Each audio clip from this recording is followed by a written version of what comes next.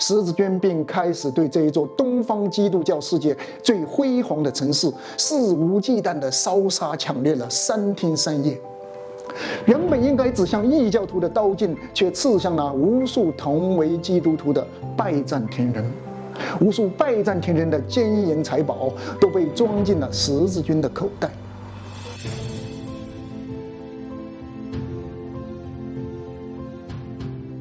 在中世纪的欧洲发生过的很多至今都在影响欧洲内部意识形态与国际关系的重要事件中以收复圣地耶路撒冷、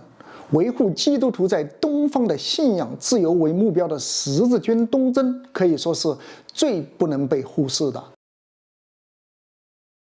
从1096年到1272年，近2个世纪内，欧洲天主教各国在罗马教廷的授意下，共发动了9次大规模的东征。但是第4次十字军东征时，竟然攻进并洗劫了同为基督徒的东方兄弟教会的首都君士坦丁堡，以至于在东方教会的历史上留下了一道至今都难以抹灭的伤痕。是什么原因造成了与教廷初衷决然相反的结局呢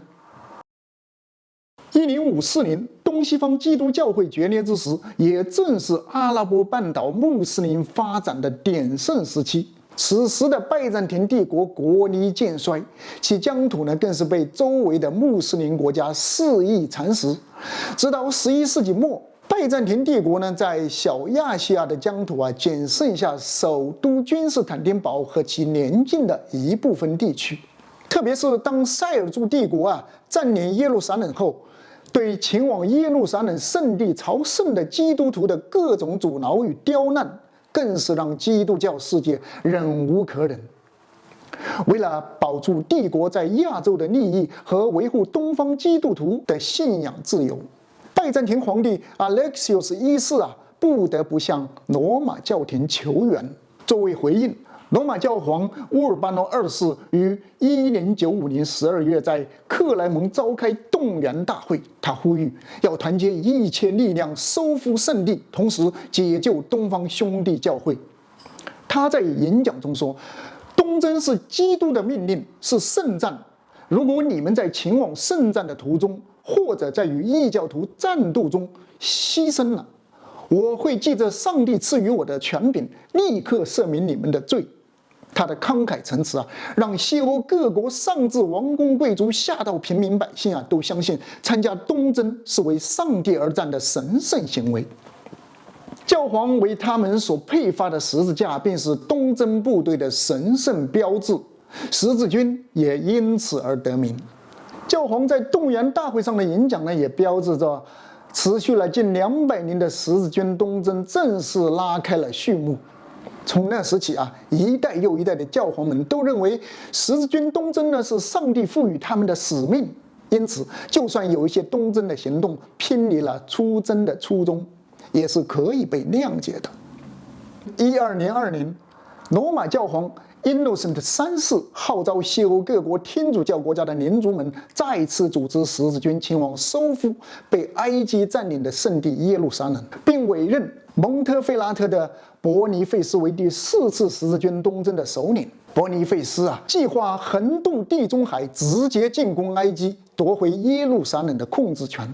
与威尼斯共和国总督恩瑞科·丹多罗签署了海上运兵协议。但是由于有将近一半的十字军临时选择了从其他码头出发，实际集结在威尼斯码头的十字军远远低于最初预期的人数，因此造成了军团欠下了威尼斯34000银马克的运兵费用。十字军领袖此时既无力还款，又不希望看到这一次圣战半途而废。正在此进退两难之时威尼斯总督恩瑞科·丹多罗为十字军提出了一个折中的建议，作为延期还款的补充协议。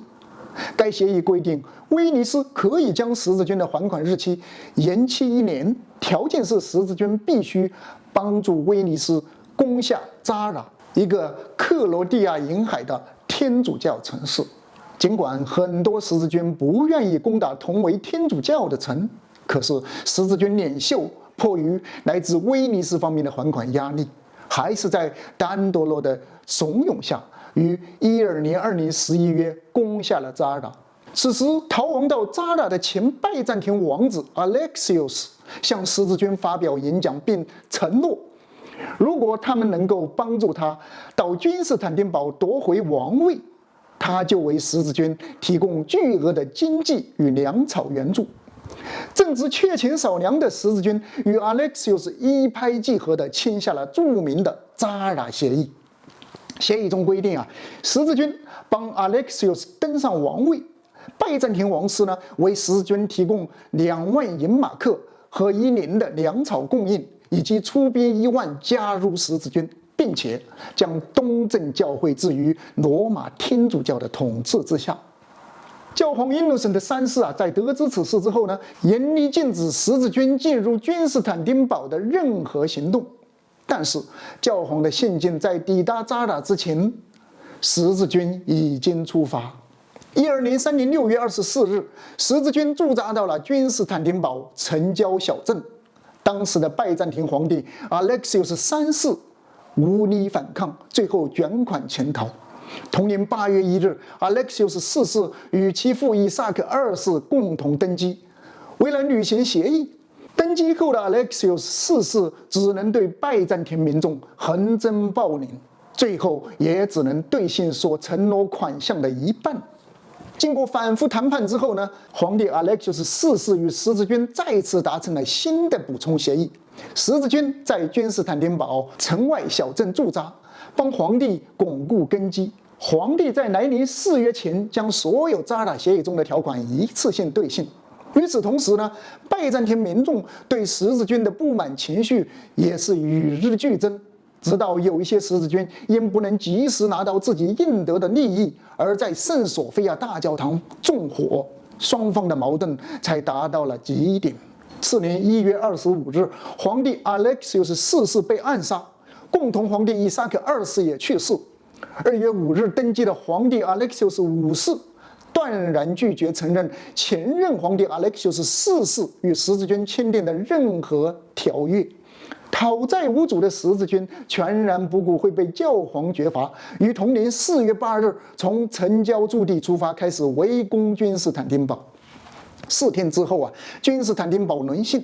皇帝 Alexios 5世仓皇逃命。紧接着，十字军并开始对这一座东方基督教世界最辉煌的城市肆无忌惮地烧杀抢掠了3天3夜。原本应该指向异教徒的刀剑，却刺向了无数同为基督徒的拜占庭人。无数拜占庭人的金银财宝都被装进了十字军的口袋。盛极一时的拜占庭帝国也从此一蹶不振，直到1453年彻底灭亡。这样一个颇具戏剧性的结局，不得不让这一次的十字军东征饱受后人的诟病。有人认为十字军东征的背后本来就是罗马教廷坚持对东方教会宣示教宗普世权威的行为。这也就是为什么从教皇乌尔巴诺2世开始，往后的近200年里，几乎每一个教皇都热衷于发起十字军东征的行动。而我个人认为，第4次十字军东征呢，更像是被一个接一个的协议和协议背后居心叵测的人裹挟着，一步一步地偏离了他们的既定计划，从而造成了这样一个截然相反的悲剧，并成为了800多年来东西方教会试图重归于好的最大的绊脚石。谢谢大家，我是黄小熊，原油八荒。